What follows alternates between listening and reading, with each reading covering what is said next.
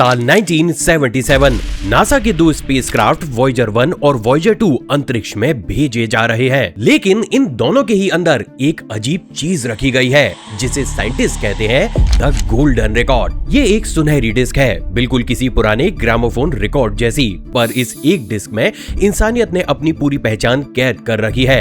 धरती की 55 अलग अलग भाषाओं में बोला गया नमस्ते, एक न्यूबॉर्न बच्चे के रोने की आवाज, समुद्र की लहरें, बारिश, हवा, दिल की धड़कन और दुनिया भर का संगीत, सब कुछ इसमें रिकॉर्ड करके डाला गया है। इस डिस्क को बनाने का सिर्फ एक मकसद है कि अगर कभी करोड़ों लाखों साल के बाद अंतरिक्ष के किसी कोने में कोई और सभ्यता, कोई एलियन इस स्पेसक्राफ्ट को अंतरिक्ष में भटकता हुआ देखे तो वो इस डिस्क को सुनकर ये जान सके कि हम कौन थे, कैसे दिखते थे और हमारी आवाज कैसी थी। अब देखो, अंतरिक्ष के एलियंस हमारी आवाज सुन पाएंगे या फिर नहीं ये तो कोई भी नहीं जानता, लेकिन इन वॉयेजर्स के जरिए हमने अंतरिक्ष की आवाजों को जरूर सुन लिया है। ऐसी डरावनी आवाजें जो हमें कभी लगता ही नहीं था कि इस ब्रह्मांड में एग्जिस्ट भी करती हैं। ये ऐसी आवाजें हैं जैसे अंतरिक्ष का कोई मॉन्स्टर हमसे बातें करना चाहता हो। अब अजीब बात यह है कि इन आवाजों को सिर्फ इन वॉयेजर स्पेसक्राफ्ट ने ही रिकॉर्ड नहीं किया है, बल्कि कुछ समय से नासा के अलग अलग स्पेसक्राफ्ट और रेडियो ट्रांसमिशन अंतरिक्ष से हजारों लाइट ईयर दूर से आने वाली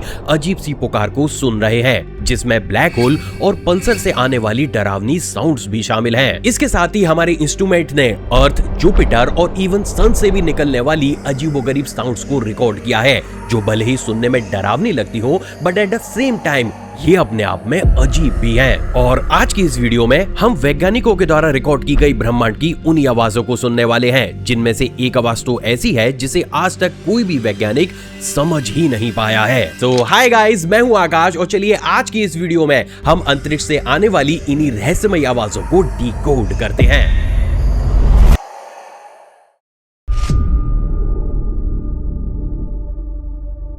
तो शुरुआत करते हैं उन दो चीजों से जिन्हें आप इस पूरे यूनिवर्स में सबसे ज्यादा जानते हैं। पहला है वो तारा जो हर सुबह आपको रोशनी देता है, यानी कि हमारा सन, और दूसरा है वो ग्रह जिस पर आप इस वक्त बैठकर ये वीडियो देख रहे हैं, यानी हमारी अपनी अर्थ। ये दोनों हमें स्पेस में सबसे जाने पहचाने, सबसे सुरक्षित सेलेस्टियल ऑब्जेक्ट्स लगते हैं, लेकिन सच तो ये है कि इन दोनों के अंदर से अभी भी इस वक्त भी अंतरिक्ष में एक ऐसी मिस्टीरियस डरावनी आवाज निकल रही है जो हमारे कान कभी सीधा सुन ही नहीं सकते, और इन्हें सुनकर आपको तो यकीन ही नहीं होगा कि ये हमारे अपने घर से आ रही है। पर देखो, अर्थ से पहले हम चलते हैं अपने स्टार यानी कि सन की तरफ। असल में हमारा सन ऊपर से देखने में आग का एक शांत चमकता हुआ गोला लगता है, लेकिन असल में इसके अंदर हर पल कई हजार एटॉमिक बॉम्ब्स जैसे एक्सप्लोजन हो रहे हैं। उन एक्सप्लोजन की वजह से सन किसी घंटी की तरह अंदर ही अंदर बजता रहता है। साइंटिस्ट इसे सन का रिंगिंग लाइक अ बेल कहते हैं, यानी उसका घंटी की तरह गूंजना। नासा के सोहो नाम की स्पेसक्राफ्ट ने इसी थरथराहट को सालों तक रिकॉर्ड किया, लेकिन ये एक्सप्लोजन्स की आवाज सूरज के अंदर हजारों किलोमीटर तक ट्रैवल करते करते इतनी धीमी हो जाती है कि इंसान का कान इन्हें कभी सुन ही नहीं सकता। इसलिए साइंटिस्ट ने इस डेटा को हजारों गुना तेज करके एक आवाज में बदला, और उसी के बाद हमें मिली सूरज की ये रियल साउंड जो वो इस पल भी इस अनंत ब्रह्मांड में फेंक रहा है।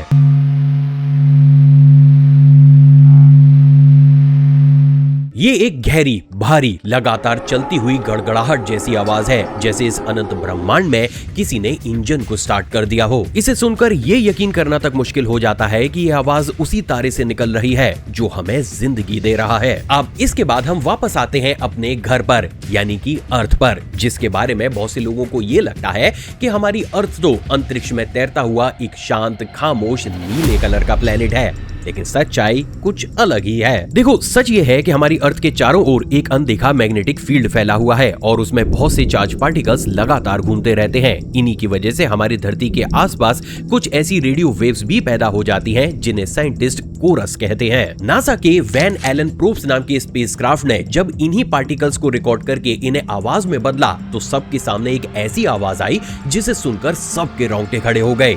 चलिए उस आवाज को सुनते हैं।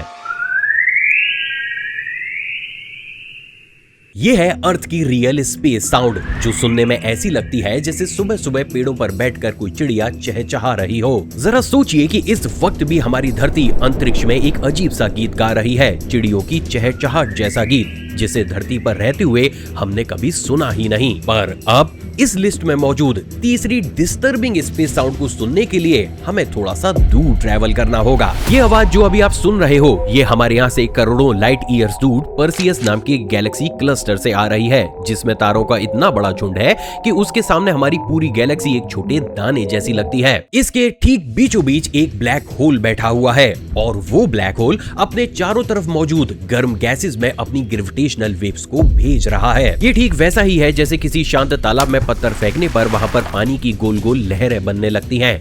यही ग्रेविटेशनल प्रेशर वेव्स जब आसपास मौजूद गैस में ट्रैवल करती हैं, तो ये एक तरीके की आवाज को पैदा करती हैं, जिसे नासा की चंद्रा एक्सरे ऑब्जर्वेटरी ने रिकॉर्ड किया और हमें उसे सुनने के लायक बनाया।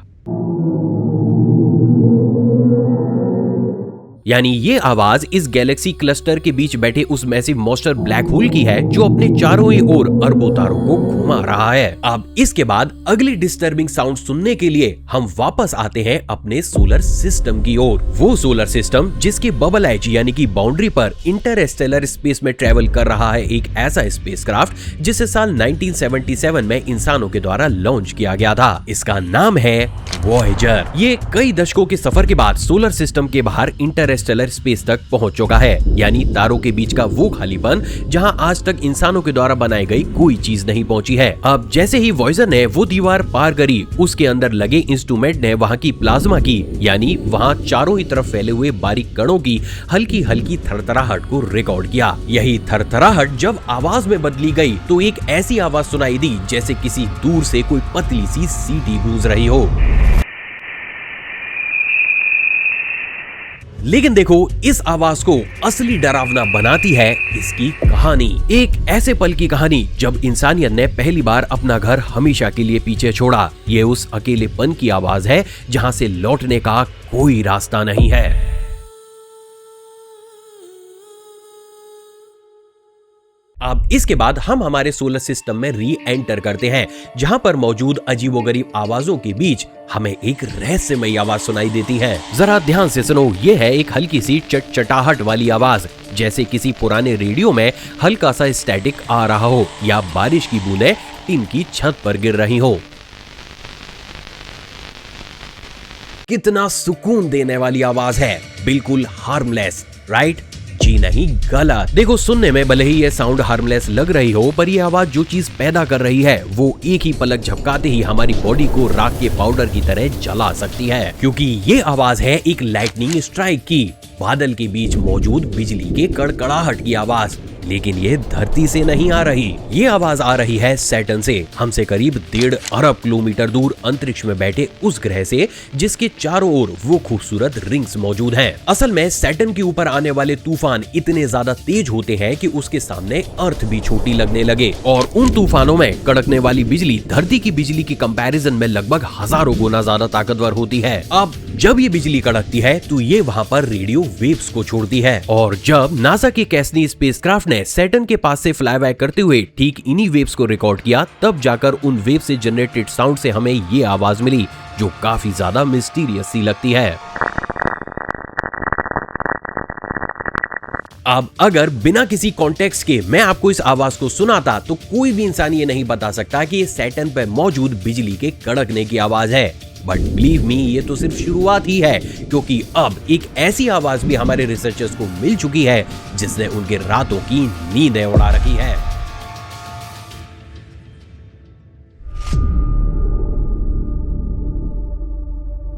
अब सैटर्न के बाद बारी है ब्रह्मांड की घड़ी की। जी हाँ, जैसे हम इंसानों के पास बिल्कुल परफेक्ट टाइम का प्रिसाइज मैकेनिज्म है, ठीक वही मैकेनिज्म ब्रह्मांड के पास भी है। इंटरेस्टिंगली, इससे भी बिल्कुल वैसी ही टिक टिक की आवाज आती है जैसे हमारे मैकेनिकल वॉच से आती है, वो भी एक प्रिसाइज एग्जैक्ट टाइम पर, इतनी एक्यूरेट कि इससे वैज्ञानिक एटॉमिक क्लॉक्स तक को मैच कर सकते हैं। जरा एक बार इसे भी सुनकर देखो,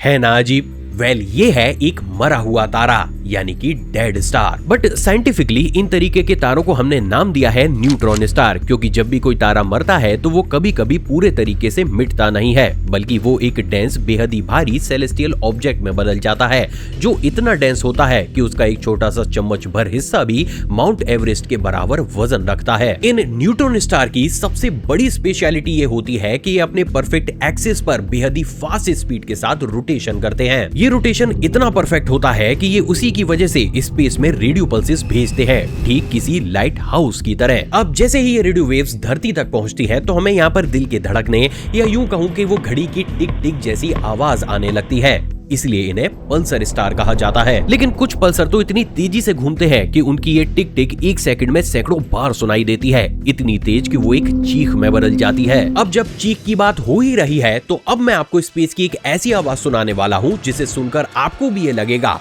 कि ये किसी जिंदा चीज से आ रही है। जरा इस आवाज को सुनिए।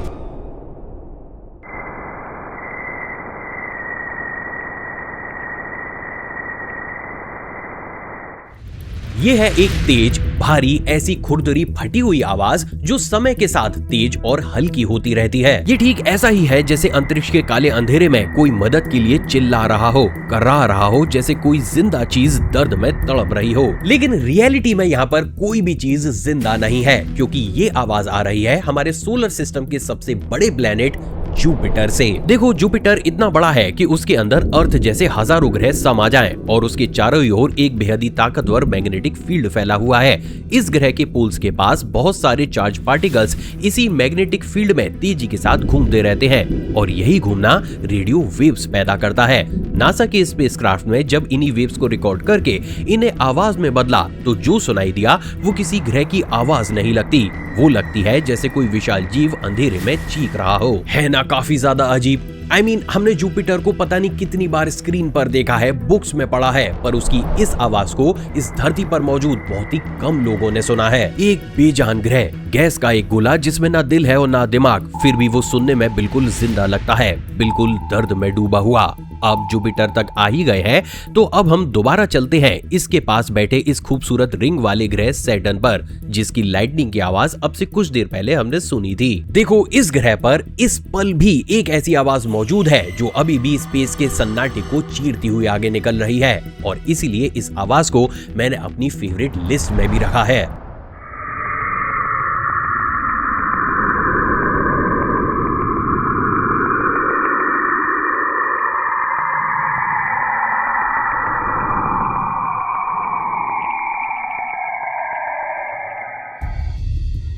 देखो, ये आवाज पहली बार सुनने में ऐसा लगती है जैसे अंतरिक्ष में दूर कहीं कोई रो रहा हो या फिर एक विशाल समुद्र में कोई जहाज सायरन बजाकर मदद मांग रहा हो। अब बात अगर इसके सोर्स की जाए तो ये आवाज भी सैटर्न के पोल्स के पास पैदा होने वाली वही उसी तरीके की मैग्नेटिक एक्टिविटी से निकलती है, जहां चार्ज पार्टिकल्स उसके मैग्नेटिक फील्ड में घूमने लगते हैं। लेकिन इस आवाज में एक अजीब सी उदासी है, एक ऐसी उदासी जो ना चाहते हुए भी रोंगटे खड़े कर देती है। ये ऐसा है कि जैसे मानो वो ग्रह किसी को बुला रहा हो, किसी ऐसे को जो उसे जवाब नहीं देता। और अब फाइनली हम पहुंच चुके हैं इस लिस्ट की उस आखिरी आवाज पर, वो आवाज जिसका जिक्र मैंने इस वीडियो की स्टार्टिंग में किया था। वो एक आवाज जिसे आज तक कोई भी इंसान पूरे तरीके से एक्सप्लेन तक नहीं कर पाया, और इस आवाज को रिकॉर्ड करने के लिए हमने 2 मार्च 2004 में लिटरली एक स्पेसक्राफ्ट को एक कॉमेट के पीछे भेजा था। तो ये है यूरोपियन स्पेस एजेंसी का रोसेटा नाम का एक स्पेसक्राफ्ट जो एक कॉमेट के पीछे पीछे लाखों करोड़ों किलोमीटर तक उड़ता रहा। देखो, ये एक ऐसा कॉमेट है जो पूरे ही तरीके से बर्फ और सिलिकेट से बना हुआ है। ये कॉमेट अंधेरे में तैरता हुआ इस पल भी हमारे सन का चक्कर लगा रहा है, और फाइनली जब 2014 में रोसेटा उसके करीब पहुंचा तो उसने उस कॉमेट पर एक छोटा सा लैंडर उतारा जिसका नाम था फीले, जिसके एक इंस्ट्रूमेंट ने इस कॉमेट के अराउंड मौजूद मैग्नेटिक फील्ड में एक ऐसी अजीब सी वाइब्रेशन की साउंड को रिकॉर्ड किया, जो आवाज जब वैज्ञानिकों ने पहली बार सुनी तो उन्हें भी समझ में नहीं आया कि आवाज है क्या और कौन इसे पैदा कर रहा है। जरा आप खुद उस आवाज को सुनिए। ये एक अजीब सी धीमी टिक टिक करती अजीब फुसफुसाहट है, जैसे मानो बर्फ का वो पहाड़ अंधेरे में कुछ गुनगुना रहा हो, और इसलिए इसे नाम दिया गया है द सिंगिंग कॉमेट, यानी गाता हुआ कॉमेट। और जैसे मैंने आपको बताया कि ये वो आवाज है जिसे आज तक कोई भी साइंटिस्ट समझ ही नहीं पाया है। देखो, साइंटिस्ट के पास बस अंदाजे हैं। कुछ थ्योरीज हैं कि शायद उस कॉमेट से निकलने वाले पार्टिकल्स जब आसपास के माहौल से टकराते होंगे तो ये आवाजें बनती होंगी, लेकिन कोई भी पूरे यकीन से ये नहीं कह सकता कि वो बर्फ का पहाड़ आखिर गा क्यों रहा है। हमने इतनी करीबी से उसे देख लिया, लेकिन फिर भी हम आज तक ये नहीं पता लगा पाए कि इस आवाज का सोर्स क्या है। तो अब आप उन सभी आवाजों को सुन चुके हैं जो इस खामोश ठंडे ब्रह्मांड में अभी इस पल भी गूंज रही हैं। और सच पूछिए तो इनमें सबसे डराने वाली बात कोई आवाज नहीं बल्कि ये बात है कि हमें बचपन से ये बताया गया है कि स्पेस में सन्नाटा है, वहाँ कुछ भी नहीं है, बस खालीपन है। लेकिन ये सारी आवाजें इस बात का पुख्ता प्रूफ है कि हमारा ये स्पेस कभी खामोश था ही नहीं। बस हमारे शरीर की लिमिटेशन के चलते हम उसे कभी सुन ही नहीं पा रहे थे। लेकिन जब उन लिमिटेशन को पार करके हमने हमारी टेक्नोलॉजी को लगाना शुरू करा तो आज इस पल भी हमें स्पेस में मौजूद ऐसी अजीबोगरीब साउंड्स सुनाई दे रही हैं, जिनमें से कुछ के सोर्स तो हमें अभी तक नहीं पता। तो अब आप मुझे कमेंट करके ये बताइए कि इन सारी आवाजों में आपको स्पेस की वो कौन सी ऐसी आवाज है जो सबसे ज्यादा डिस्टर्बिंग लगी। इसके साथ ही मैं रिकमेंड करूंगा कि ये जो वीडियो अभी आपको आपकी स्क्रीन पर दिख रही है इसे भी एक बार चेकआउट जरूर कीजिएगा।